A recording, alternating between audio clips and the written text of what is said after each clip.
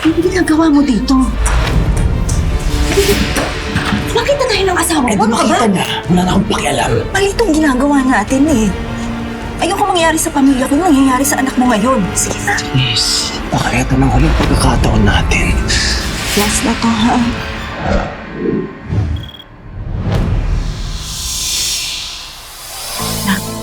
Anak, mag-usap muna tayo. Ma, please. Anak, gusto ko na namang paliwanag sa'yo. Ha? Ano ba kailangan i-explain dun sa nakita ko?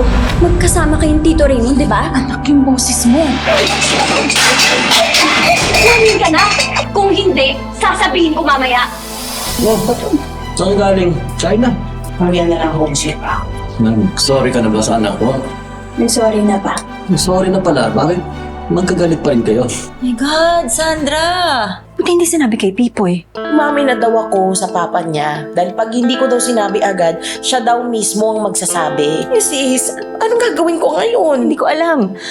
Diyos ko, ano ba naman tong gulong pinasok mo? Paano parati siyang nandyan? Kapag may problema ako, kapag feeling ko na left out ako dito ka na, Pipoy at saka kay Kiana.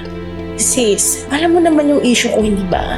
Tsaka I remember sinabi mo sa akin noon na para makamove on ako dyan sa mga hang-ups ko na yan, kailangan ko naman unahin yung sarili ko, di ba? Ang sabi ko, alagaan mo ang sarili mo. Hindi yung magpapaalaga ka sa iba. Sino ba kasi yung lalaking yan? Sandra, anong ginagawa mo dito? Don't tell me you told my wife. Oo, pero hindi ko sinabi na ikaw. Shut up if you know what's good for everyone. Itiwan mo nga ang bag ko! Hanggang hindi mo sinasabi sa akin kung sinong lalaki mo, hindi ako babalik dito! May asawa rin kasi yung tao, please, please. Sinong lalaki mo? Hindi ko nga kasi pwedeng sabihin. Ba't mo siya pinoprotektahan? Samantalang sarili mong pamilya, sarili mong asawa, hinahayaan mo na masaktan ng ganito! Pipoy, tama na! Huwag mo na lang siya pilitin kung ayaw niya. Ano? Wala ka sasabihin ha!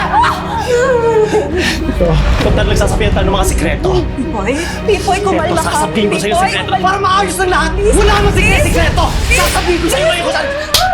Magsama kayo ng kabit mo! Sino ang lalaking kasama ng nanay mo noong araw na yun, ha? Sino ka na? Sino? Sino ka? Masasaktan yung anak ko! Papa! Papa, sabihin mo ba ako? Papa!